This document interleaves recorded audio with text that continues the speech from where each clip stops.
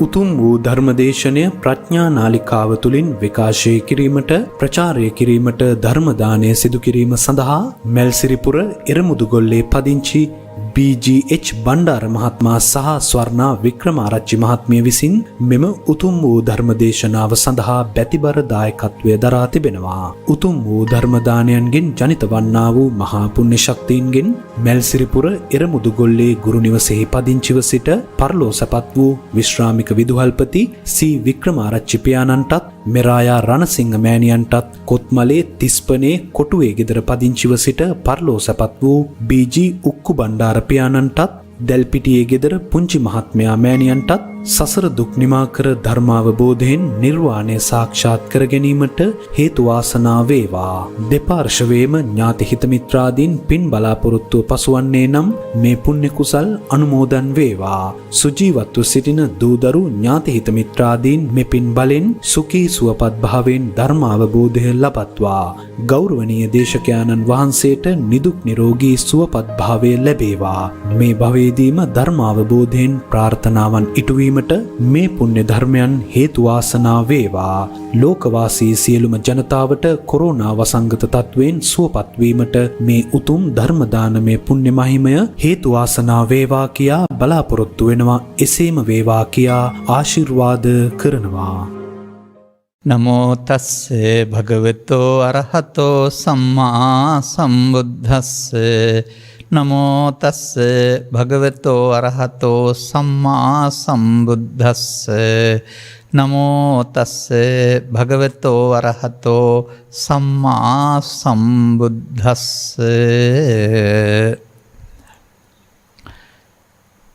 දසයිමානි භික්ඛවේ සංයෝජනානි කතමානි දස ඕරම්භාග්‍යානි සංයෝජනානි පංචෝරම්භාග්‍යානි සංයෝජනානි පංච උද්ධම්භාග්‍යානි සංයෝජනානීතිති. ධර්මානුශාසනාව ප්‍රඥානාලිකාව තුළ විකාශනය කිරීමේ අනුග්‍රහක දායකත්වය භාරගත්තා වූ පින්නතුන් ප්‍රමුඛ ධර්මශ්‍රවණාබිලාසී සදහැවර පින්නතුනි. විශේෂ අවසරයක් දීලා තියෙනවා ස්වාමින් වහන්සේ කැමති පරිදි දේශනාවක් කරන්න කියලා. ඒ සඳහන් මාතෘකාවේ දේශනාව මම තෝරාගත්තේ අනුග්‍රහක බවතුන් සඳහා පමණක් නෙවෙයි මෑතදී අපට සවන් දෙන පින්නතුන් සඳහා. ඒ කියන්නේ මේ දේශනාව මම මීට පෙර මාධ්‍යවල කරලා ඇති. මෑතදී ඇති වෙන දුරකථන සාකච්ඡාවලදී ඇතැම්ම ඉදිරිපත් කරන අදහස්වලදී ඒ දුරකථන කාලේ මදි මට ඒක පැහැදිලි කරන්න. එබැවින් මේක යළිත් වතාවක් පැහැදිලි කරොත් හොඳයි කියලා මම හිතනවා. හොඳින් සවන් දෙන්න මේක මට ආවේනික විදිහකටයි මම පැහැදිලි කරන්නේ. ඒ කියන්නේ පොතපත ඔබට උගන්වා තිබෙන මට උගන්වා තිබෙන ආකාරයට නෙවෙයි. ඒක ගැටෙන්නේ එපා කල්තියා. හරි වැරදි කියලා දෙකටම කල්තියා මතයක ඉන්න එපා. මේ පිළිබඳ ගැඹුරුන් සොයා බැලූ අයෙක් වශයෙන් මට පැහැදිලි වෙන යම් යම් කරුණු තියෙනවා. මේවා වෙන්න පුළුවන්ද මේවා වෙන්න බැරිද? මෙහෙම වෙන්න පුළුවනිද? මා පිටක සම්පදානේ නනේ. පිටක සම්පදාය තිබුණට කියලාවත් පිළිගන්න කියලා නැහැ. නමුත් මෙතන ගැටලුව තියෙන්නේ තථාගතයන් වහන්සේ වදාළ දේ නෙවෙයි. අපට මේවා විෂයක් වශයෙන් ඉගැන්වීම තුළ ඔවුන් අපට ඉදිරිපත් කළ පෙළ දහමේ තිබෙන සිංහල නොගැලපීම. එනිසා මම නිදහසේ කරුණ ඉදිරිපත් කරනවා. ඔබට බුදුරජාණන් වහන්සේගෙන් සම්මාදිට්ඨිය පිළිබඳ විමසපුහම කච්චානගොත්ත හිමියන්ට මහරහතන් වහන්සේ බුදුරජාණන් වහන්සේ ඔබ පාසල් යන මට්ටමින් නොදන්න සම්මාදිට්ඨියක් විස්තර කරලා තියෙනවා. ඒක භවගාමී සම්මාදිට්ඨිය නෙවෙයි භව නිරෝධගාමී සම්මාදිට්ඨිය.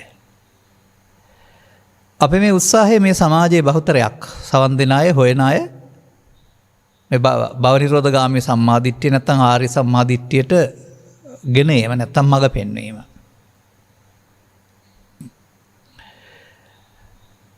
තථාගත බුදු පියාණන් වහන්සේ භික්ෂූන් වහන්සේලා ඉදිරියේ හිට නිසා වික්ඛවේ කියලා වදාරනවා. මහණෙනි මෙන්න මේ දස ඉමානි.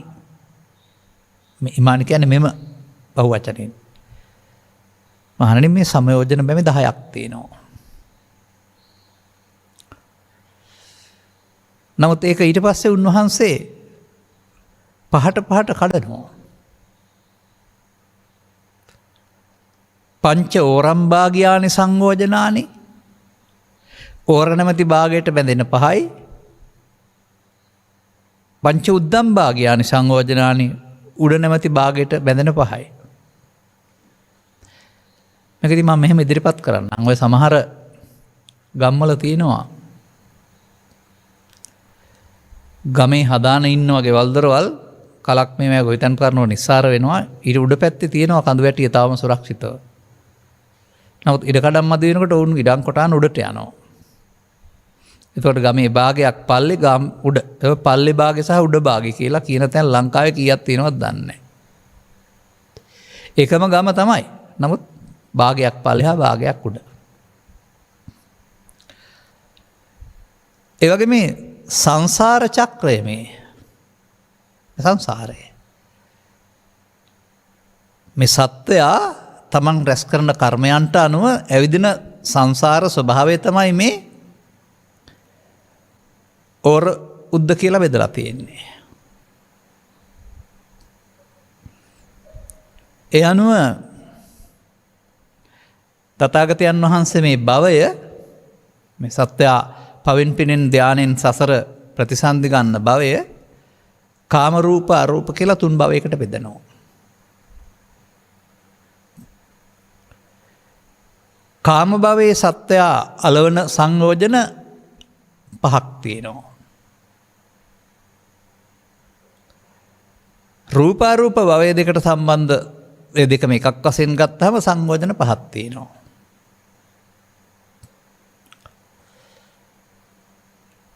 මේ ලෝකයා කල්පනා කරන්නේ මේ 10ම අපට තියෙනවා අපි 10ම කඩන්න ඕන කියලා. ඒකට තව පණින රිලවුන්ට බැඳපු ඉනිමකකුත් තියෙනවා පාසල් පොත්වල. කවුදෝ කෙනෙක් මේ 10 කරන හැටි එළියලා තියෙනවා. පැත්ත පලාතටවත් ගිහින් නෙමෙයි එළියලා තියෙන්නේ. ලියන්න කියන්නේ ඉතින් බොරු ලීවට කිව්වට ලකුණු හම්බ වෙනවා ගැටලුවක් නැහැනේ. අනුගමනය කරන්න ගියාමනේ බැරි. මෙන්න මෙතන මේ සමාජයේ ඉන්නවා අපි සංයෝජන 10කට උපතින්ම බැඳිලා ඉන්නේ. දැන් ඉතින් 10ම කඩන්න ඕන සතර ගමන කෙලවර කරන්න. ඒක පොත දිහා බලලා පාඩම් කරගත්තාම කියන්නත් පුළුවන් ගිරවුන්ට වගේ. කොහොමද? සක්කාය දිට්ඨි චිකිච්ඡා සීලබ්බත පරාමාස කැඩීමෙන් සෝවාන් වේ. කාමරාග ව්‍යාපාද තුනී කිරීමෙන් සකෘදාගාමි වේ. කාමරාග විනාශ කිරීමෙන් අනාගාමි වේ. රූප රාග අරූප රාග මානෝද්දාච්ච අවිද්‍යාව කැඩීමෙන් රහත් වේ. ඔය දහම් පාසල් යන කාලේ ඉස්කෝලේ යන කාලේ පොතපත මට උගන්වපු පෙළ. ඕක කියා ඉන්න නම් මහානකමේ අවුරුදු 40ක් ගත කරන්න ඕනේ නැහැ පුතුත් එක්කලා. අන්න ඒ නිසා මේ ගැන විමසිලිමත් වෙනවා අපි. ඒ විමසිලිමත් වුණ ආකාරය විමසිලිමත් වුණේ තනියම. අද මේ විමසිලිමත් වීම ඔබට ඇහෙන්න මම කරනවා.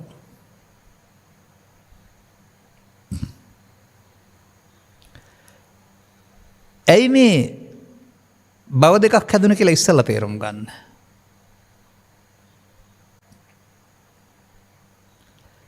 එතකොට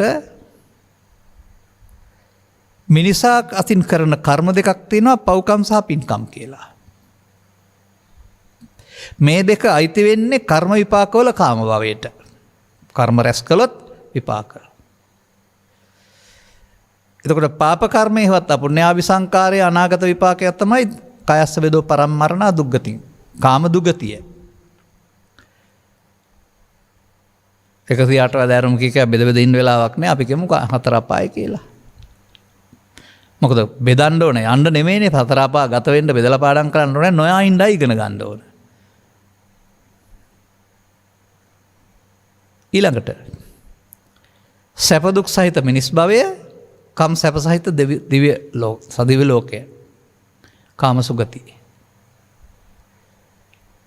අරක කාම දුගතිය මනුස්ස ලෝකයයි දිව්‍ය ලෝකයයි සප්තකාම ස්වර්ගය 7යි කාම ස්වර්ග කියන එකේ තේරුම අර සැප සම්පත් තියෙනවා කියන එක.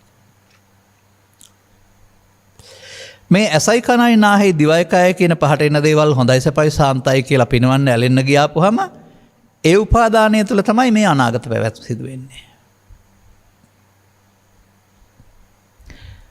නමුත් මේක නෙවෙයි සැප කියලා මේක අවබෝධයෙන් තොරව අතහැරපු පිරිසක් තමයි තථාගතයන් වහන්සේ පහළ වෙනකොට ගෙදර අතහැර කැලයට ගිහින් හිටියේ. ඔය බ්‍රාහ්මණ පාසණ්ඩ ආජීවක විවිධ වචන වලින් පෙන්වන එක ප්‍රෞಢානිකායන්. මතක තබා ගන්න ඕන් තථාගතයන් වහන්සේ වදාළ ධර්මයේ තේරුම් අරගෙන මුල් සංයෝජන තේරුම් අරගෙන කඩලා ගියා හැම නෙවෙයි. ඔවුන් හෙව්වා කාමයන්ගේ සැපතට වඩා එහා සැපතක්. හේම සඳහා පාවිච්චි කළේ මැදුම් පිළිවෙතක් නෙවෙයි අත්තකලිමතාන යෝගය. ඔවුන්ට අහුණා කෙලෙස් හිතට ඉපදුනහම තමයි දුක තියෙන්නේ. සිතට වෙනත් අරමුණක් අරගෙන කෙලෙස් උපදින්න නැතුව ඉන්න පුළුවන්. එනිසා ඔවුන් එබඳු ආහාර අඩු කරමින් බාහිර සමාජය සහ නොගැටෙමින් ඒවෙන් පවා සිත දුර්වල කරමින් මේ සිත සංසුන්න තියාගන්න උත්සාහ කළා වැඩි වෙලාවක් වැඩි කාලයක්. අන්න මෙතෙන්දී ඔවුන්ට සිදුවන දෙයක් තමයි මේකේ බලවත් වීම තුළ අර අපේ සිතේ තියෙනා වූ මේ අදහස් ටික යට වෙලා යන එක විනාශ වී යන එක නෙමෙයි. නීවරණ පංච නීවරණ කාමච්ඡන්ද ව්‍යාපාද තීන මිද්ද උද්ධච්ච කුච්ච විචිකිච්ඡා මෙහාට අදාළයි. කාම ලෝකෙට අදාළනේ. ඒවා අපේ වැඩෙනවා මේව ඇසුරු කරන්න ගියාම. ඔවුන් ඒක ඒ කාම ලෝකේ අරමුණු ඇසුරු කරේ නැති නිසා ඔවුන් බලෙන් මේ එකතු කරගන්නා වූ චිත්ත සමාධිය බලෙන් නීවරණ යට කළා. එතකොට මොවුන් කවුරුත් මේ මුල් සංයෝජන පහ කඩලා ගියේ නෑ යට කළා. මෙන්න මේ මග ඇරලා යන පාරි තමයි ඊට පස්සේ කෙලෙස් යටපත් වෙනකොට උඩ භාගේ හම්බ වෙන්නේ.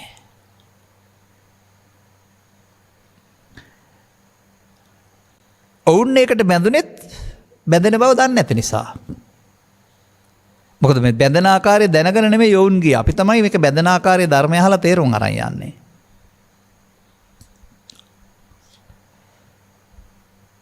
ඒ නිසා වුන්ට මේ උපදින පළවෙනි සමාධිය සංසුන් බව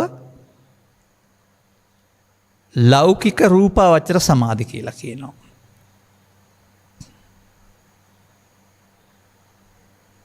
ඔවුන් ඒක නිවනකොට සලකනවා ඕකට බැඳෙනවා. ඒ බැඳෙන නිසා ඒකට කියනවා රූප රාග.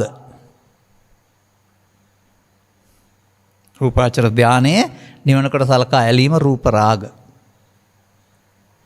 මන් නිවන් ලැබලා කියලා මානෙකුත් හම්බ වෙනවා.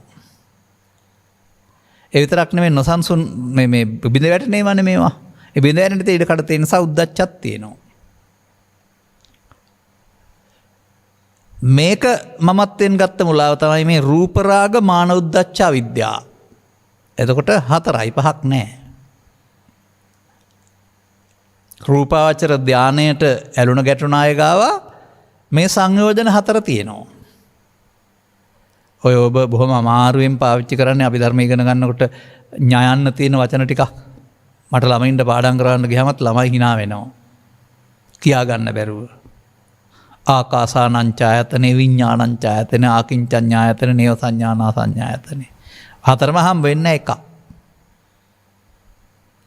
අන්න අරූපාවචර ධානය මේ එකක් ගත්තහම ඒකටත් වුන් බැඳුණා අතකල මතාන යෝගින්. ඒ නිසා අරූප රාග. දැන් එතනත් මම තියෙනවා. අපේ මම නෙමෙයි ඒකට තියෙන මානය.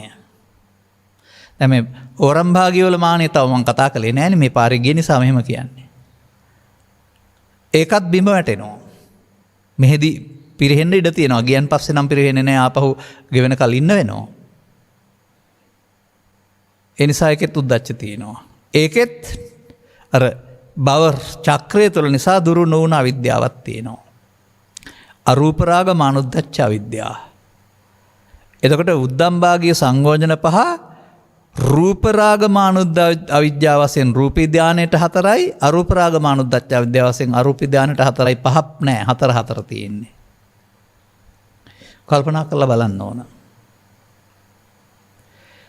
දැන් මේ කොහොමද මේවට අහුනේ? ධර්මයක් තේරුම් ගන්න නැතුව කාම ලෝකේ යථා තත්ත්වය තේරුම් ගන්න උත්සාහ පැරලා බලෙන් කෙලෙස් යටපත් කරන්න යාම තුළ තමයි මේ උඩ භාගේ. හැබැයි උඩ භාග විශේෂත්වයක් තියෙනවා. මීට වඩා ලෞකික වශයෙන් සැපයි. දැන් අපට සැප දුක දෙකම තියෙනවා, ඝනකායක දිරීම තියෙනවා. දෙවියන්ට ඝනකායක දිරීමත් නැහැ, දුකත් නැහැ, පුණ්‍ය සැපත තියෙනවා. ඊට වඩා සැපයි. සුගතිය. මෙයාට ඝනකායකුත් නැහැ, රූප ශබ්ද ගන්ධ රස කාමයකුත් නැහැ, නර සංසුන් සමාධියක්. ඒක තමයි දිගටම තියෙන්නේ. ඒක දිගටම තියෙන බැවින් තමයි ඒක සදාකාලික සැපත නෙමෙයිම කියලා හිතන්නේ. එතකොට මේවට බැඳෙන්න සංයෝජන බව නොදැන මේවා උපදවාගෙන ඒවට අහු වෙන්න ඕන. මෙන්න මෙසේ පස්දර පිනවන්න ගිය අය කාම ලෝකයේ සංයෝජන පහකට අහු වී සිටි බැවිනුත් මේක මගහැරලා ගිය අය රූපී ධාන හෝ අරූපී ධාන වශයෙන් පහට කොහොමදත් හතරට බැඳී සිටි බැවිනුත් තථාගතයන් වහන්සේ මුළු ලෝකේ නැත්තම් මිනිස් වර්ගයාගේ සංයෝජන 10 පහට කරලා දේශනා කළා.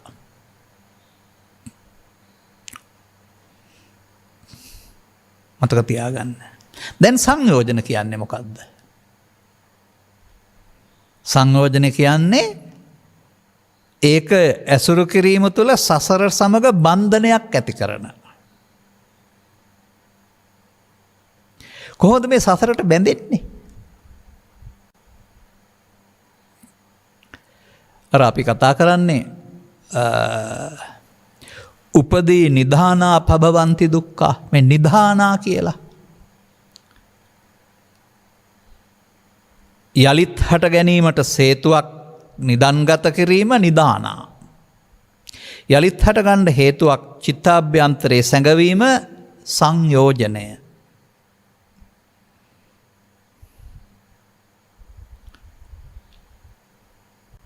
එතකොට එහෙමනම් ඔන්න අපිට අපි වැදෙන සංයෝජන හොයන්න වෙනවා. සක්කාය දිට්ඨි සංයෝජනය පාඩම් කරගත්ත වචනේ ගන්න නැතුව වචනේ විතරක් මතක තියාගන්න, තේරුම හොයාගමු අපි ඉස්සරහින්. මොකද අර ඉගෙන ගන්න කාලේ ඔක මම මගේ ඉන්නවා තියෙනවා කියන වචනයක් නේ පාඩම් කරගත්තේ. කීවාය හරි වෙන්න පුළුවන්. නමුත් පාඩම් කරගත්ත අය දන්නේ නැහැ මොකටද කියලා.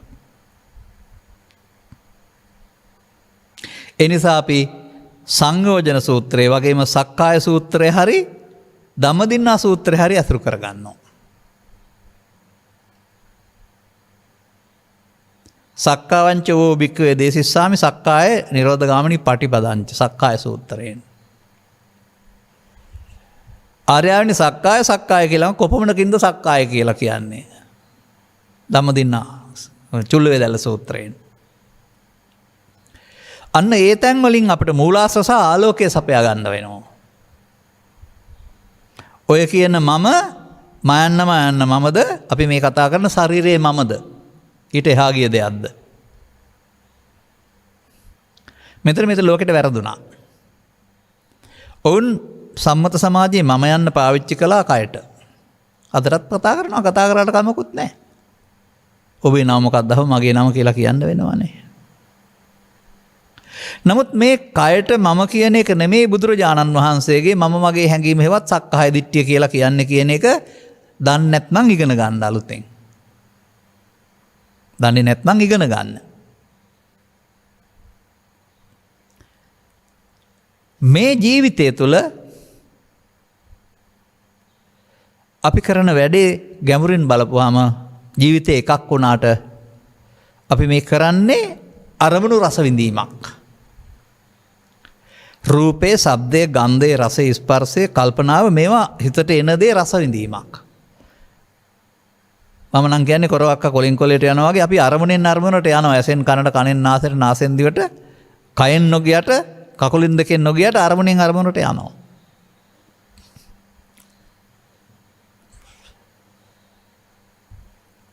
මෙන්න මේ අරමුණක් රස විඳින්න ගියාපුවම සිදුවෙන කාරණා ටික තථාගතයන් වහන්සේ විග්‍රහ කරලා තියෙනවා. අනෝබ ඉගෙන ගන්න ඕන කාරණාව. ඔය කාගෙන් හරි ඉගෙන ගත්ත පංචස්කන්ධය කියන්නේ ශරීරය කියන තැන ඉන්නේ නැතුව ඇස තුල, කන තුල, නාසය තුල, දිව තුල, කය තුල අරමුණු ගන්න ගියාපුවාම රූප අරමුණ, ශබ්ද අරමුණ, ගන්ධ අරමුණ, රස අරමුණ, පොට්ටබ්බ අරමුණ, ධම්ම අරමුණ මේ අරමුණ තුල කරන කාර්යය ටිකක් තියෙනවා. ඒක ඔබ දන්න දෙයක් නේ. රූපේ විඳින්න ඕන, ශබ්දේ විඳින්න ඕන, ගන්ධේ විඳින්න ඕන. සැප දුක් උපේක්ෂා වශයෙන්. ඒක රූප සංඥාවක්, ශබ්ද සංඥාවක්, හතුරා මිතරා වශයෙන් හඳුනන්න ඕන. ඒ විඳීමට සහ හැඳිනීමට අනුව ඒකත් එක්කලා සංචේතනික ගතියක් ඇති කර ගන්නවා. සංචේතනාවක්. සංඛාරය. ඇලීම හෝ ගැටීම. මේ හතර මොනවද කළේ අරමුණකදී? 10 දෙනෙකුට 10 විදිහක් හැසිරෙන ආකාරය. කොහොම හැසිරුණත් කමක් නැහැ. ඒ සිදුවීම් ටික ඒ ආකාරයෙන් හඳුනා ගැනීමට විශේෂයෙන් දැන ගැනීම ඇහි නම් චක්ක විඥානය, කනේ නම් සෝත විඥානය. ඇහි චක්ක විඥානය බෙදෙනකොට කනේ සෝත විඥානය හටගන්නේ. චක්ක විඥාණයෙන් සෝත විඥානයට මොකුත් යන්නේ නැහැ. දැන් මේ ඇහැ තුල හටගන්නා වූ රූප ආරම්මණය වේදනාවෙන් සැප දුක් උපේක්ෂා විඳ රූප සංඥා වශයෙන් හඳුනා සංකාරයෙන් ඇලී ගැටි කරපු වැඩ ටික මොහොතකින් දැන ගැනීම, විශේෂයෙන් දැන ගැනීමවත් විඥාන. ඒ ඇහැ තුල සක්කායක් හටගන්නවා. සක්කාය කියන්නේ මේ පංචස්කන්ධයට සමූහයන් පහට. කන තුල සක්කායක් හටගන්නවා. නාසය තුල, දිව තුල, කය තුල, සිත තුල. දමදින්නාවත් ආරන්නේ මේ රූප වේදනා සංඥා සංකාර පහට භාග්‍යතුන් වහන්සේ සක්කාය කියලා දේශනා කරලා තියෙනවා. තව දිට්ඨිය ආවේ නැහැ. දැන් මේ පංචස්කන්ධය. මෙන්න මේකට එන දේ. ඇහි රූපෙට, කනේ ශබ්දෙට, නාසයට ගන්ධෙට, දිවේ රසට එන දේ. රූපේ, ශබ්දේ, ගන්ධේ, රසේ, පවපින ධානයේ ඇලීම ගැටීම ඕන එකක්. මේකට අපි බැඳෙනවා. බැඳෙනවට කියනවා සක්කාය දිට්ඨි. දැන් පංචස්කන්ධේ මමත්වෙන් ගත්තාම පංච උපාදානස්කන්ධය. දැන් සක්කාය කියන්නේ පංච උපාදානස්කන්ධයට. පංච උපාදානස්කන්ධය අර සිතේ නිදිගත් සිතට හේතු ඉතුරු කරන බැවින් සසරට බැඳෙනවා. ඒකයි සංයෝජන කියලා කියන්නේ.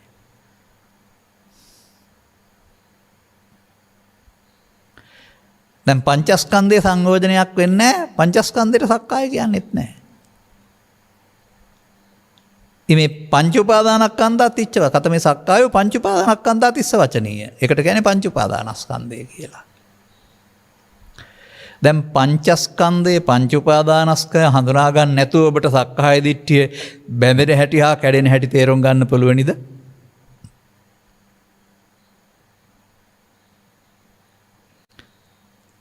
අර ලංකාව පුරා තාමත් ඉන්න වෙද මහත්තයා පංචස්කන්ධය කියපු ශරීරය කියලා හිතාන් ඉන්න අය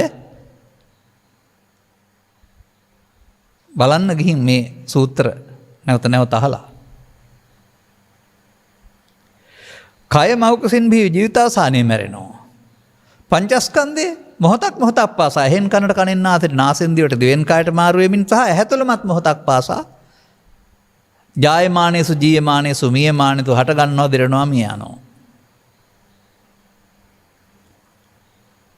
එතකොට පංචස්කන්ධයාගේ ඉපදීම ලෝකේ ජීවත් වෙන්නට අපි මිනිස්සු ගැන පමණක් කතා කරමු කියන්නේ මිනිස් වර්ගය ගැන විතරක් සත්තු ගැන කතා නොකර ඕනෑම කෙනෙකුට පහළ වෙන්න ඕන.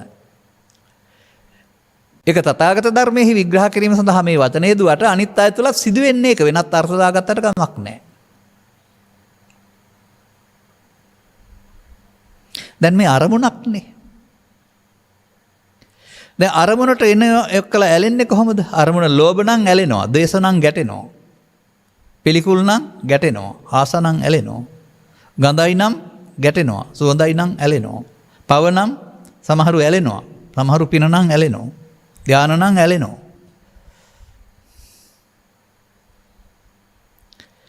දැන් ස්කන්ධ පංචකයට එන දේ ඇලීමෙන් මම හැදෙනවා කියලා තේරෙනවද? ඒ මම මයන්නද ශරීරය එතකොට? එතකොට ස්කන්ධ පංචකයට එන හැඟීම මොකද්ද? ඒතන් මම, ඒ මගේ. ඒ අරමුණ තුළ විතර පංචස්කන්ධය මගේ. මම මගේ ආත්මය. ඒක ඉස්සරත් නැහැ පස්සෙත් නැහැ, ඒ මොහොතේ තියෙන එකක්. දැන් ලෝක ජීවත් වෙන්න පංචස්කන්ධය පහළ වෙන්න ඕන. නමුත් තථාගතයන් වහන්සේ හොයාගන්න අතුරු මේ පංචස්කන්ධයට මමත්වෙන් අරගෙන සසරට බැඳෙන බව සංයෝජන වෙන බව අර අත්තකලමතාන යෝගින් කවුරුත් දැනගෙන හිටියේ නෑ. මන්දයත් ඔවුන් ස්කන්ධ පංචකයේ මුල් කොටගත් භාවනා මාර්ගයක නෙමෙයි ගියේ. දාන සීල මාර්ගයක නෙමෙයි ගියාය. පුද්ගලයා මුල් කොටගත්. පිටින් ගිහින් තියෙන්නේ.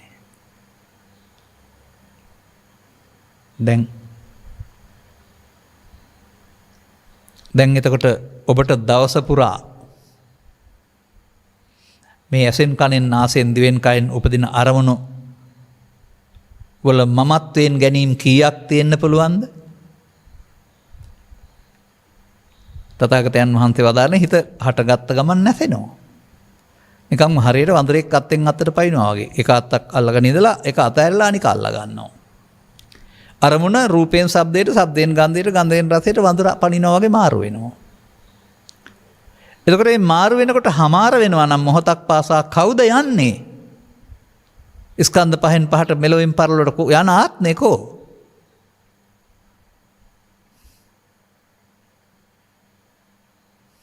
ආත්මය නෙමෙයි. බන්ධනය ඇති කරන්නේ ආත්ම දෘෂ්ටිය, සක්කාය දිට්ඨි. අන්න මේ අත්තකලමතාන යෝගින් පංචස්කන්ධය භාවිතා කළේ නැහැ කෙලෙස් යටපත් කරන භාවනාවලට. ඔවුන් මම හොයාගෙන ගියේ නැහැ. මේ අපිට මම හේපෙලා දෙනවා. බුදුන් වහන්සේ මම හොපෙන්නලා දෙනවා. ඔවුන් මම හොයාගත්තේ නැහැ. එහෙනම් තව ටිකක් එහාට යනකොට තේරුම් ගන්න පාපයට බැඳුනහම ඔහුගේ මම වෙන්නේ පාපය. පින උපාදානහම මම වෙන්නේ පින. ධාන උපාදානහම මම වෙන්නේ ධානය. අන්න ඔවුන්ට ධාන උපාදාන වුණා. ඒ රූපී අරූපී බඹතල වල ප්‍රාර්ථනා කරන්න එපා. ඒවත් සක්කාය තියෙනවා කියලා බුදුන් වහන්සේ වදාරලා තිබෙන්නේ. සූත්‍ර දේශනාවක් තුළ, ගිලාන සූත්‍රය තුළ. ඒ සක්කාය තියෙනවා කියන්නේ එහෙත් මේක අයත් තියෙනවා කියන එකද, පංච උපාදානස්කන්ධය තියෙනවා කියන එකද? මේක අයක් හට ගන්න නම් අණ්ඩජ ජලාබුද සංසේදස කියන කාරණා යටතේදී සතර මහා භූතයන්ගෙන් රාශි වූ මාස ගණනක් මවකුසක ඉඳලා එළියට එන්න ඕන. බිත්තරයක් තුළ ඉඳලා හරිය. ඕපපාතික උපදින සත්‍යක් ඇත කියන එක චුත වීමත් සමග ලබා ගන්නා මනෝමය කයක්. දුගතිය പ്രേත භූත, සුගතිය දිව්‍ය, ධාන සුවය බ්‍රහ්ම. සියල්ල ඕපපාතික.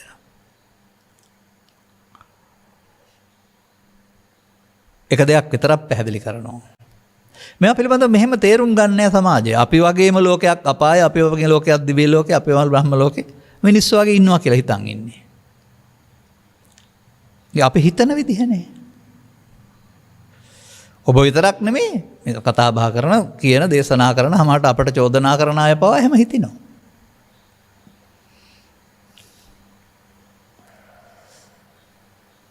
බල්ලෙක් බිරුවාට කන්දක් මිටි වේද කියලා කිව්වලු. සරියුත් මහරහතන් වහන්සේ මේ පිළිබඳව ලියන අටුවාව තුල මම විස්තර කරනවා. කොහොමද විස්තර කරන්නේ? සත්වයින්ට ජාති ජරා ව්‍යාධි මරණ තියෙනවා. හැබැයි හැමෝටම නැහැ කියලා කියනවා. කොන අපට ජාති ඉපදීම තියෙනවා, ගයක් තියෙන නිසා ජරා ව්‍යාධි තියෙනවා.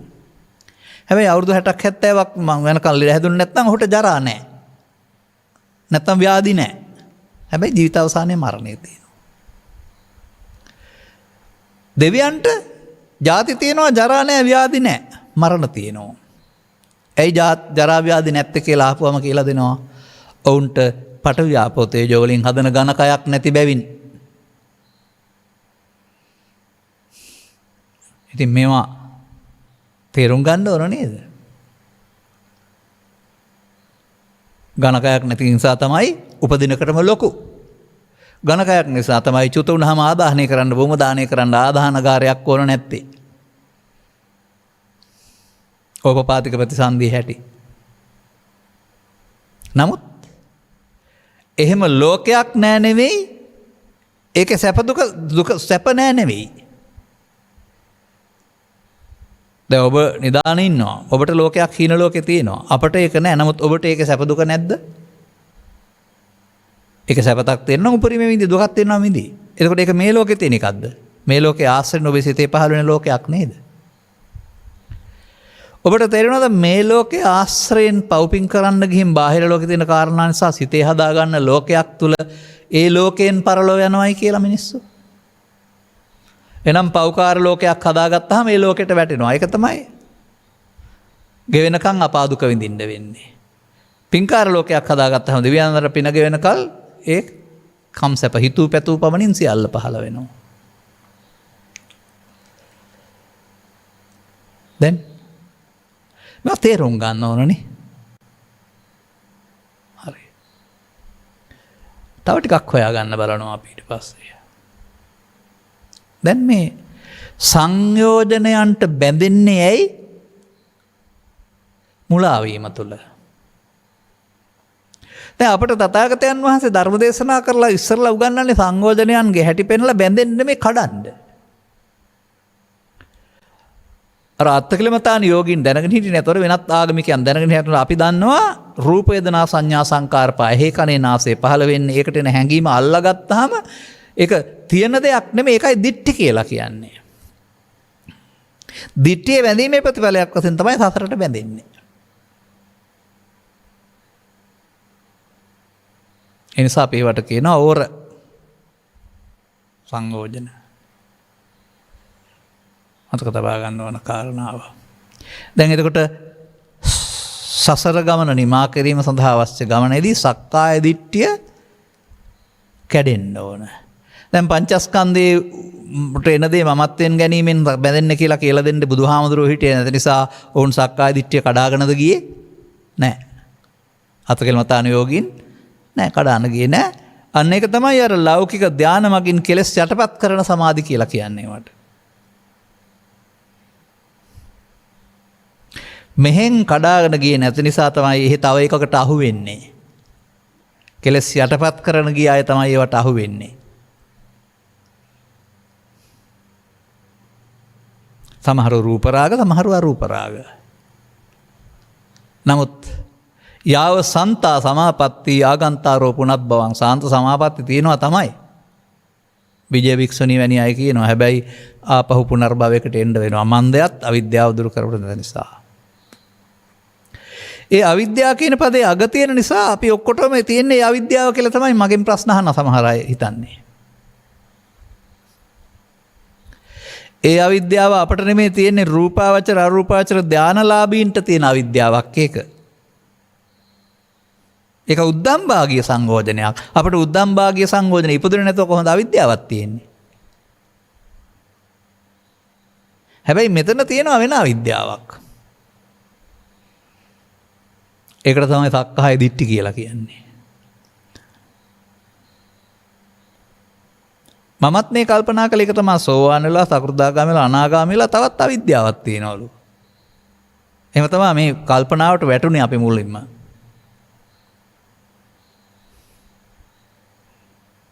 එතකොට තමයි මේ දෙකට බෙදුවේ. හැමෝටම 10කම බැඳලා කඩන්න නෙවෙයි.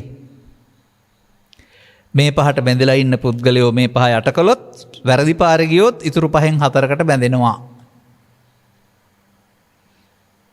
ඒ අත්තකලමතාන යෝගීන්ට තියෙන සංයෝජනයක උඩ භාගයේ. ඉතින් මේ පිළිබඳව විමසෙල්ලෙන් ඉන්නකොට මට කේමක භික්ෂුව සහ භික්ෂුන් වහන්සේලා අතර සාකච්ඡාව කේමක සූත්‍රයේ වශයෙන් තථාගතයන් වහන්සේ දේශනා කළා වූ සූත්‍ර දේශනාවක් අංගුත්තර නිකාය සත්තක නිපායේ උදකූපම පුද්ගල සූත්‍රයේ වශයෙන් කියවන්න පරිහරණය කරන්න කල්පනා කරන්න ලැබෙනවා. එතකොට තමයි අර ඉස්කෝලපතේ සංයෝජන 10 කඩලා රහත් වෙන්න තියෙන එක පිළිබඳව මට ගැටලු මතුවෙන්නේ. ඇයි? උදකූප පුද්ගල සූත්‍රයේ බුදුන් වහන්සේ වදාළේ ධර්ම ශ්‍රවණය කරලා සෝවාන් වෙච්ච පුද්ගලයා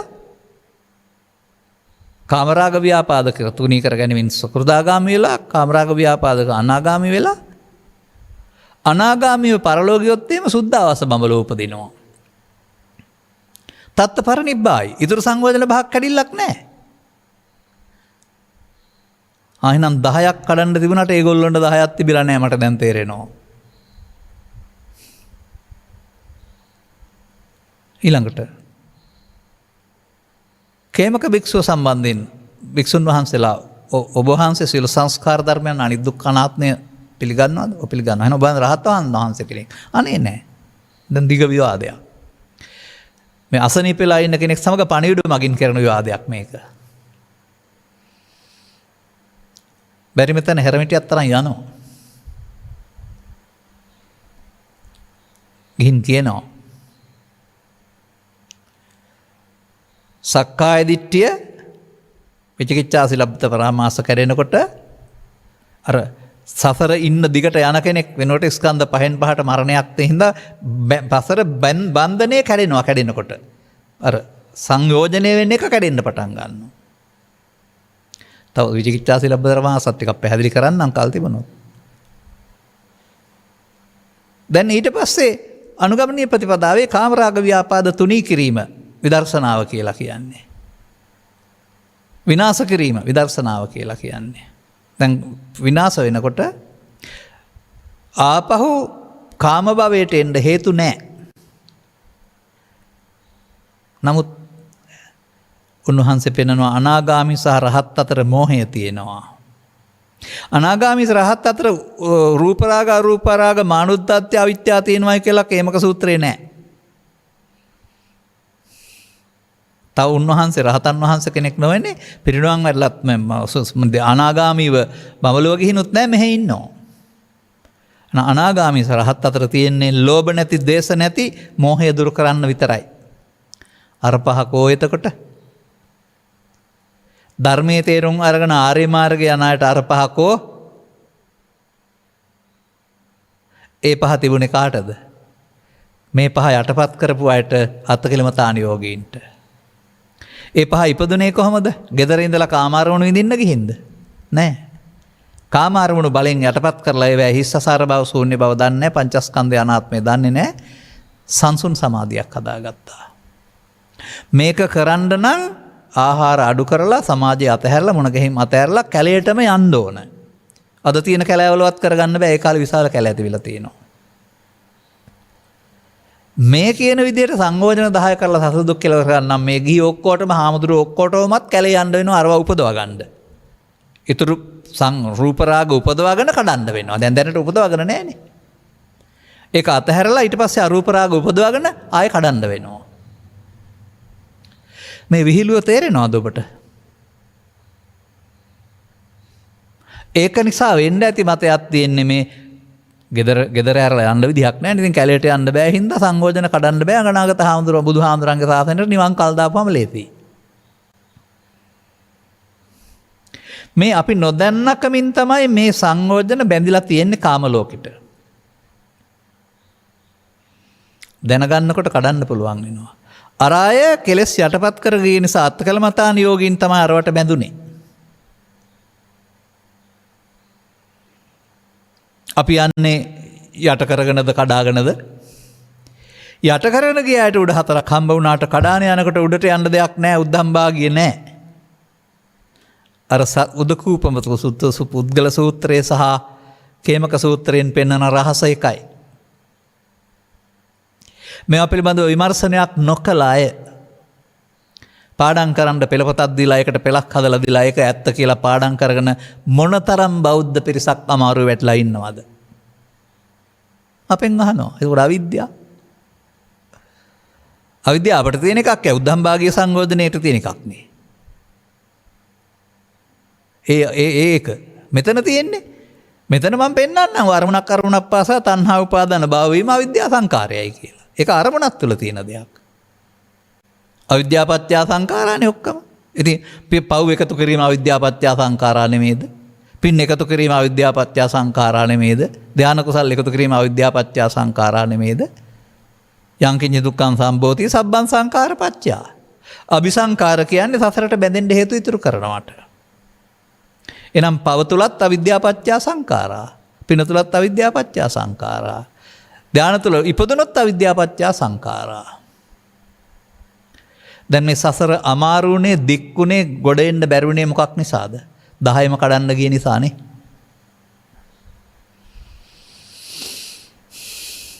තේරෙනවද දැන්? ඉතින් මම කවුරු හරි කල්පනා කරලා තේරුම් අරගෙන එලි කරන්න ඕන නේද? මේ සසුන විනාශ කිරීමේ අදහසකින්ද මේ කියන්නේ? නෑ ඇත්තද එලියට ගැනීමේ අදහසකින් අවංක ඕනකමකින්. ඒ නිසා අර ලියපු අයට දොස් කියන ඕනකමක් හරි මොකක් ඒවා නිකන් අර අනිකුත් විෂයන්ට සමගාමීව විෂයක් ඉගැන්වුවානේ කරේ ලෞකික. ඒ කාලේ ලියන අය ප්‍රායෝගික අත්දැකලා නෙමෙයිනේ ලියවේ. ඒක අපි පාඩම් කරගෙන අපි 10ම කඩන්න හිතන් ඉන්නවා. දැන් දැනට නම් අපි කියමුකෝ මේ ටිකට බැඳලා ඉන්නවා කියලා මේ කාම ලෝකෙට බැඳෙන්නේ මේ අරමුණු රසය විඳින්න ගිහින් මමත්වෙන් ගත්තාම. අරවට බැඳිලා නෑනේ අපි. බැඳෙන්න නම් රූපී ධානයේ උපදින්න ඕන, උපදිලා ඇලෙන්න ඕන. අරූපී ධානයේ උපදින්න ඕන බෑ. gedara ඉඳන් නම් කවදාවත් බෑ. එහෙනම් ඉතින් මේවා ඔක්කොම අතහැරලා කැලේට යනවා සෙට්ටම. එතකොට ඒක හිතන්නවත් බැරි දෙයක් නේ. ඔහොමයි ඔය නිවන් මාර්ග අමාරු දෙයක් බවට පත් උනේ. නිසා අද නෙවෙයි 2013 ඉතර ඉඳලා නැත්නම් 2006 7 ඉඳලා මාධ්‍යට එන්නේ 13 නේ. මේ අදහස සමාජයට දෙනවා මම. අදහස් ඉදිරිපත් කරනවා බැන්නෙත් නැහැ කවුරුත් මට වැරදි කිව්වෙත් නැහැ. අදහස් ඉදිරිපත් කරන්න අයිතියකුත් තියෙනවා බැන්නට කමකුත් නැහැ. මට උත්තර දෙන්න දෙයක් නැහැ. හැබැයි කල්පනා කරලා බලන්න. එච්චරයි මම කියන්නේ. කෙලස් යටපත් කරගෙන යන මගේ ගොස් අහුන උඩ පහ ධර්මයේ තේරුම් අරගෙන යන අයට කොහොමද තියෙන්නේ? එහෙනම් මම මෙහෙමයි දකින්නේ. මේ පහ යට කළොත් උඩ පහෙන් හතරකට අහු වෙනවා. අන්න බුදුන් වහන්සේ හමු වුණොත් ඒ දැන් රූපී ධානලාභියා අරූපී ලාභලාභියා තමන්ගේ ධානය අනිදුක්ඛානාත්ම වශයෙන් බලන්න ඕන කියලා තමයි දේශනා කරලා තියෙන්නේ. එහෙනම් ඔහුට නිත්‍යසුඛාත්ම වෙලා තියෙන ධානයනේ. ඒ කියන්නේ ධානය මගේ, ධානය මම මගේ ආත්ම. අපිට අපි එහෙනම් මේක තේරුම් අරන් යන පුද්ගලයින්න යට කරලා අර යට කරපුවම උපදීම උපදින්නේ නැහනේ. ඒවා කෙලෙස් යටපත් කළ අය සඳහා අත්තකලමතාන යෝගින් සඳහා එදා තිබුණ බැවින් ඒ සංයෝජන පහ දේශනා කළා. 10ම කඩන්න දේශනා කළා නෙවෙයි. මේ සසර භාග දෙකට බෙදලා භාගට බැඳිලා ඉන්න ආකාරය. ඔබ බුදුධර්මයේ හොයාගන්න නැතුව කැලේට ගිහින් භාවනා කරන්න ගත්තොත් ඔබටත් උඩ ඒවා සමහරට අහු වෙන්න පුළුවන්. මම අහලා තියෙනවා 50 ගණන් වල තාපසනිකාය හදාපු වැබඩ හිමින් කියන අනුන්හාඳ මොකද්ද ලෞකික ධානයක් ලබාගෙන පොඩි මවිත කිරීමක් කළා කියලා රට. පස්සේ කාලෙක නිකන් පයින් ගියා මොකුත් නැතුව පිරිහිලා. මේ තථාගතයන් වහන්සේ ලෝට පහළ වී ධර්මයක් දේශනා කරලා අපි පිළිබඳව විමර්ශනයක් කරනවා. අපි තුලින් අපි පිළිබඳව. ඒකෙදි අපි තුලින් සංයෝජනය වෙන හැටි තේරෙන්නේ. පොතේ තියෙන හින්දා නෙමෙයි. බැඳෙන හැටි. කොහොමද බැඳෙන්නේ? මඤ්ඤමානෝකෝ බික්ඛු බද්දෝ මාරස්ස ස්කන්ධ පංචකට එන දේ මමත්වයෙන් ගත්තොත් පංච උපාදානස්කන්ධයක් බවට පත් වෙලා හේතු ඉතුරු වෙනවා. අන්න සක්කාය දිට්ඨිය. පංච උපාදානස්කන්ධේ නැතුණට හේතු ඉතුරු වෙනවා. ඒ සංයෝජනය. එතකොට බැඳෙනවා. දැන් බැඳෙන්නේ නැත්නම් කැඩෙන්නේ නැද්ද? පංචස්කන්ධය වෙනයි මමත්වයෙන් ගැනීම වෙනයි. එනම් සංසාරයේ බොහොම කල් මමත්වෙන් ගත්ත පුරුද්ද නිසා ඔබට කයේ මම වෙනුවට ඒ මොහොතේ ලෝභයේදී, දේශයේදී, මෝහයේදී, ඊර්ෂ්‍යාවේදී, ක්‍රෝධයේදී, වෛරයේදී, පවේදී, පිනේදී, ධානයේදී ඒකත් සමග ඇලුනහම ඒ තමයි ඔබේ මම. ඒ නිසා මම කියනවා පවේදී අල්ලාගත්තාම පවයි මම මගේ ආත්ම. පිනේ ඇලුනොත් පින සහ මම මගේ ආත්ම. එහෙමයි. ඒතන් මම ඒතු හමස්මින් ඒසෝ ඒතන් කියන්නේ මේ මොහොතට එන දෙයටනේ. ඒ නිසා ඉස්කෝලේ යන්න විභාගෙට යන්න වෙන බුද්ධ학මක් ඉගෙනගෙන ලීවට කමක් නැති ඒවා පාඩම් කරලා ලියන්නත් ඕනනේ. ඒ තියෙන විදිහ හරි කියලා හිතන නිසා. හැබැයි සසර දුක් කෙලවර කරන්න ඒ බුද්ධ학ම මදි. ඒ දැනුම මදි.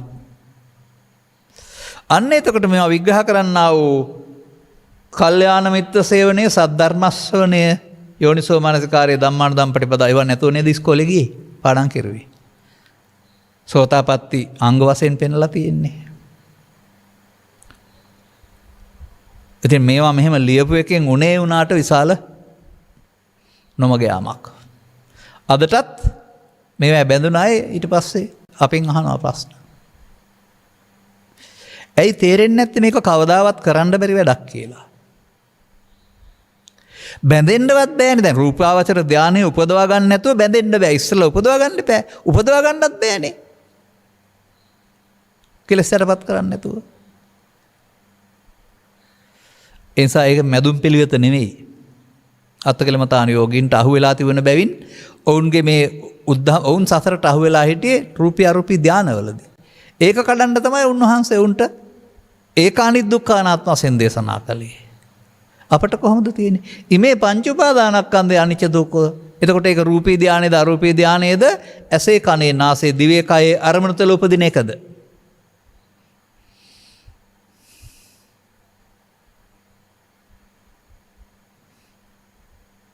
තේරුම් ගන්න. එබැවින් අපිට මේවා පිළිබඳව වැරදි පැත්තට චෝදනා කරන්න ඕනකමකුත් නැහැ. වැරදි කාර්ය කරන්න ඕනකමකුත් නැහැ. නමුත් මේ තථාගත බුදු පියාණන් වහන්සේ හෙළි කළ සදහම් මඟ තෙර පරපුර පටපාඩමෙන් සහ ග්‍රන්ථකරණයෙන් අපට පරිස්සම් කරලා ගෙනත් දීලා තියෙනවා. භාෂා පරිවර්තනයේදී අර්ථ විග්‍රහයේදී විපරීත වෙලා තිබෙනවා. නමුත් පෙළ තියෙනවා. ඒ පිළිබඳ ගැඹුරු විමර්ශනයක් කරලා තේරුම් අරගත්තාම ඒ තේරුම් ගත්තාම කියන්නේ පොතේ තියෙන පාඩම නෙවෙයිනේ. මතක තියාගන්න. එතකොට අරතරන් අමාරු නෑ. ඒ අග පහක් ඕනෙම නෑනේ. ආර්ය මාර්ගයේ යනකොට ධර්මස්වණින් පස්සේ දුන්තුල කැඩෙනවා. දැන් ඊට පස්සේ තියෙන විදර්ශනා වඩන්න කාමරාග ව්‍යාපාද ස්කන්ධ පංචකයට එන එක මමත්වෙන් නොගෙන අවසන් කරනකොට කාමරාග ව්‍යාපාද කෙලස් නැසීම තමයි තුනීම කියලා කියන්නේ. ඒක සංයෝජන. විනාශ වීම, තුනීම විනාශ වීම. ගිහින් බලන්න කියලා මම කියන්නේ ඊටු ටික. අර කේමක සූත්‍රයේ සඳහන් දේ උදකෝපනික සඳහන් දේ ඒ දෙක බරු වෙන්න බෑ. තථාගත දේශනා. අර හදපු පෙළ තථාගතයන් වහන්සේ 10ම කඩන්න ඕන කියලා නෑ 10ක් තියෙනවා කියලා තියෙනවා ඇරුණාම. අපේ සිංහල පොතේ තමයි ඉස්කෝල පොතේ 10ම කඩන්න උගන්ලා තියෙන්නේ. තව ඉතින් නොදන්නකමට මේ කොච්චර බොරු මේකට එකතු කරලා ඇද්ද? ඒකයි මම කියන්නේ ගංගාවක පිරිසුදු ජලය හොයන්න ඕන නම් මොය කටට යන්න එපා. උල්පත ගාවට යන්නයි කියලා.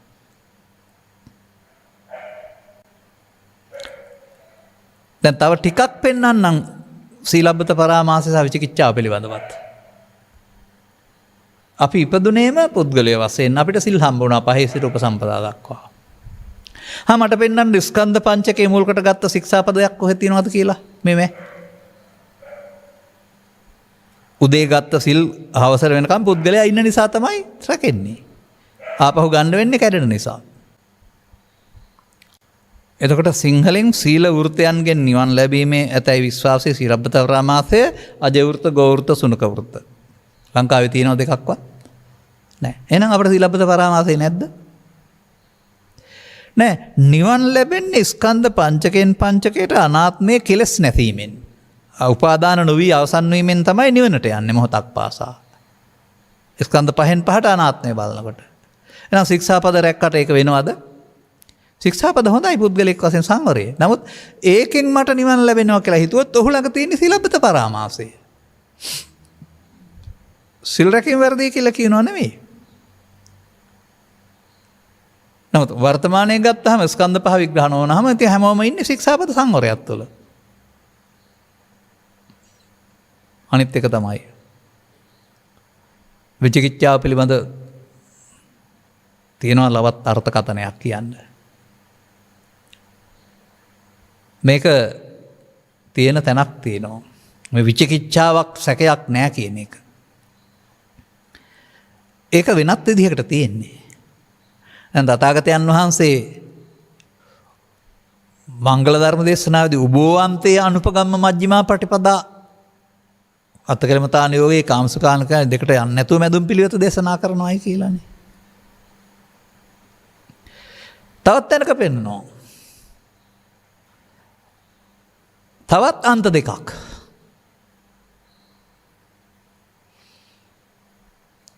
ඇත නැත.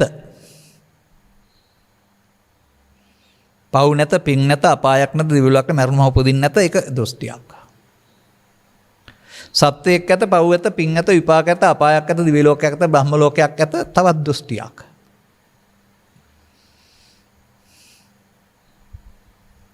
හොඳයි ඔබේ හදවතෙන් අහලා බලන්න ඔබ ඉන්නේ ඔය ඇත කියන දෘෂ්ටිය නෙමෙයිද කියලා. මම කියන පුතග්ජන බෞද්ධයෝ ඔක්කොම ඉන්න සාස්වත දෘෂ්ටියේ. ඔවුන්ට පුද්ගලයෙකුත් ඉන්නවා, අපායක් තියෙනවා, දිවි ලෝකයක් තියෙනවා, බ්‍රහ්ම ලෝකයක් තියෙනවා, පවුත් තියෙනවා, පිනුත් තියෙනවා, විපාකයක් තියෙනවා. ඒ කියන්නේ සැකයි. නමුත් බුදුරජාණන් වහන්සේ ওই දෙකට අතරින් දේශනා කරන්නේ මොකක්ද? හේතුඵල. ඔය තියනවා හෝ නෑ නෙමෙයි. පව් හේතුවේ පව් ඵලය, පින් හේතුවේ පින් ඵලය, ධාන හේතුවේ ධාන ඵලය. පව් හේතු තිබේ නම් විපාකේ තිබේ. පින් හේතු තිබේ නම් විපාකේ තිබේ. ධාන හේතු තිබේ නම් විපාකේ තිබේ. එතකොට ඒක හේතුඵල. තියනවද? තියෙන කෙනාට හේතුඵල මිසක්. එමනේ අපි හිතන් ඉන්නේ. අපි මෙහි ඉන්නවා, අපාය යට තියෙනවා, දිවි ලෝක උඩ තියෙනවා, ඊට බ්‍රහ්ම ලෝකේ තියෙනවා. ඉතින් අපිට යන්න හදලා තියෙන්නේ මේවා. ඔය විචිකිච්ඡාව. ඔකට තමයි විචිකිච්ඡාව කියන්නේ සැකයි.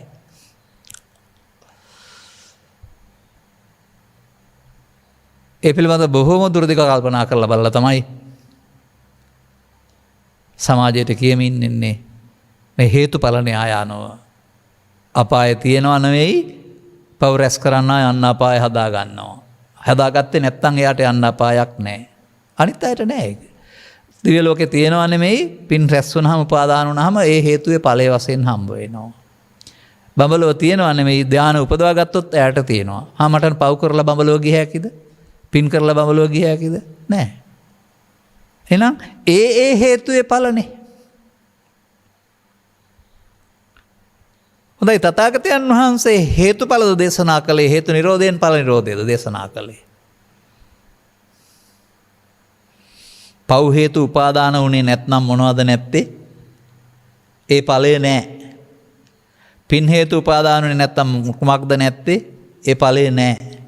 ධාන හේතු උපාදාන වුණේ නැත්නම් කුමක්ද නැත්තේ? ඒ ඵලයක් නැහැ. දැන් එතකොට මේ උපාදානෙන් මිදුණ අයට කියනවා අරිහතුන් වහන්සේලා කියලා. අපායක් නැහැ, දිව්‍ය ලෝකත් නැහැ, බ්‍රහ්ම ලෝකත් නැහැ, පරලෝ යාමක් නැහැ නේද?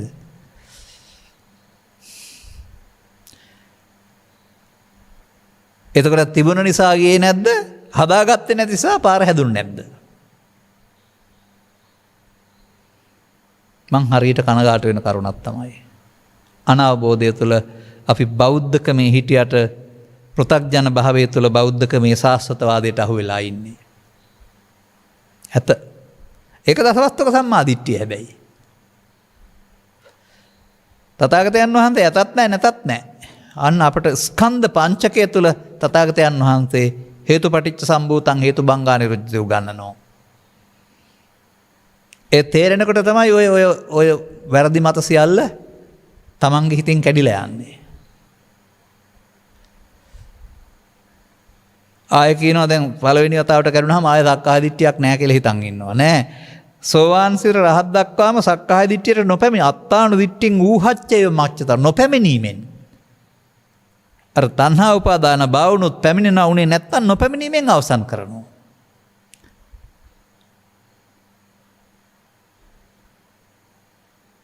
එනිසා පාසල් අධ්‍යාපනය ඉගෙන ගත දැනීම පාදක කොටගෙන ඒක පරම සත්‍ය කියලා හිතන්නේ නැතුව ඔබ තුලින් දකින්න. එතකොට ඔය කියන තරම් අමාරු නෑ. එතකොට ඒක තේරෙනකොට පංචස්කන්ධේ පංච උපාදානස්කන්ධය වෙන එක තමයි දුක් ගෙනත් දෙන්නේ. ඇඳුම් මාරු කළාට හරියන්නේ නැහැ. එතකොට ඒකේ ස්ත්‍රී පුරුෂ ගිහිපැදි ભેදෙන්තර උපාදානය දුක කොහෙත් විඳින්න වෙනවා. පංචස්කන්ධය ආත්මකට ගැනීමෙන් මිදෙන්න ස්ත්‍රී පුරුෂ ප්‍රශ්නයක් නැහැ. ඒක ස්කන්ධ පංච කියලා නෑනේ ස්ත්‍රී පුරුෂ භාවයක්. සමාජයේ පුද්ගලයන්ට තිබුණාට. එතකොට අන්න අර ධර්මයට යන මාර්ගයේදී ස්කන්ධ පංචකේ අනාත්මය ආර්ය මාර්ගය. අරගොල්ලෝ ස්කන්ධ පංචකේ පාවිච්චි කළේ නැහැ. කෙලෙස් යටපත් කරන ගිය නිසා ඒක අනාර්ය මාර්ගය. ඒක තමයි රූප රාග අරූප රාග මානෝද්දච්ච අවිද්‍යා සංයෝජනට ආයි බැඳෙන්නේ. කල්ප ගණනක් එහෙඳලා ආපහු මොකද වෙන්න ඕන? ආගන්තාරෝ පුනබ්බම් වැරදිලා නෙමෙයිද ගියේ? එහෙනම් බුදවරු පහළ වෙන්න පෙර වැරදිකාරයෝගේ මග යන්න අපට ගෙන ගන්න ඕන කමක් නැහැ.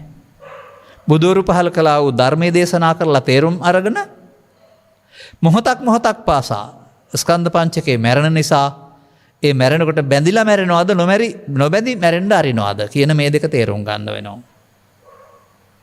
එතකොට බැඳිලා මැරෙනකොට ආත්ම දෘෂ්ටිය නොබැඳි මැරෙනවා නම් සංයෝජනේ නොවි අවසන් වෙනකොට භව නිරෝධෝ නිබ්බානං මොහොතක් පාසාම අපි එතෙන් යනවා ලං වෙනවා.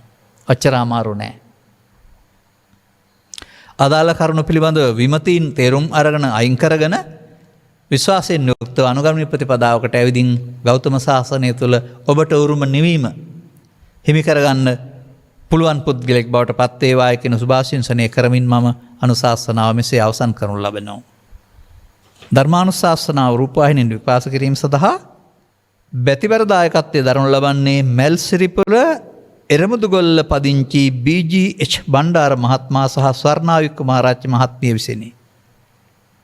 අරුණ අතර මෙම ධර්මදානයෙන් ජනිත වන්නා වූ මහා පුණ්‍ය ශක්තිය මල්සිරිපුර එරමුදුගොල්ලේ ගුරු නිවාසෙහි පදිංචිව සිට පරලෝසපත් වූ විශ්‍රාමික විදුහල්පති සී වික්‍රමාරච්චි පියාණන්ටත් මෙරායා රණසිංහ මෑණියන්ටත් කොත්මලේ තිස්පනේ කොටුවේ ගෙදර පදිංචිව සිට පරලෝසපත් BG උක්කු බණ්ඩාර පියාණන්ටත් දැල්පිටියේ ගෙදර පුංචි මහත්මයා මෑණියන්ටත් සසර දුක් නිමාකොට ධර්ම අවබෝධයෙන් නිර්වාණය සාක්ෂාත් කර ගැනීම පිණිස හේතු වේවායි කියලා ඔවුන්ගේ පැතුමක් තියෙනවා. දෙපාර්ශ්වයේම ඥාතිහිත මිත්‍රාදීන් පරලෝසපත් අය පින් බලාපොරොත්තුෙන් පසුවන්නේ නම් පින් අනුමෝදන් කරගනිත්වා. සුජීවත්ව සිටින දූදරු ඥාතිහිත මිත්‍රාදීන්ට මෙපින් බලෙන් සුඛී සුවපත් භාවය සහ ධර්ම අවබෝධයට මං පෙත් පෑදේවා. ගෞරවනීය දේශකයන් වහන්සේටත් නිදුක් නිරෝගී සුවපත් භාවය ලැබේවා. මේ භවයේදීම ධර්මාබෝධයෙන් ප්‍රාර්ථනාවන් ඉටු වීමට මේ පුණ්‍ය ධර්මයේ හේතු වේවා. ලෝකවාසී සියලු ජනතාවට කොරෝනා වසංගත තත්වයෙන් සුවපත් වීමටත් උතුම් ධර්ම දානමය පුණ්‍ය මහිමේ හේතු ආසනාව වේවා. ඔබේ මේ සියලු පැතුමන් සඵල වේවායි කියලා ප්‍රාර්ථනා කරන අතර අනුග්‍රහක බවතුන් වශයෙන් කටයුතු කළා ඔබ යොලටත් නිදුක් බව නිරෝගී බව චිරජීවනයේ සහ ධර්ම අවබෝධයෙන් නිවන් නිවීම සැනසෙන මං පෙත් වේවායි කියලා ප්‍රඥා නාලිකාව සමග අපත් ප්‍රාර්ථනා කරනු ලබනවා. සබ්බීතිය වජ්ජන්තු සබ්බ රෝගෝ විනස්සතු මාතේ බවත් අන්තරායෝ සුඛී දීඝායුකෝ බව හැම දිනාටම තෙරුවන් සරණයි. දේශක්ඛයෝ නිබ්බානං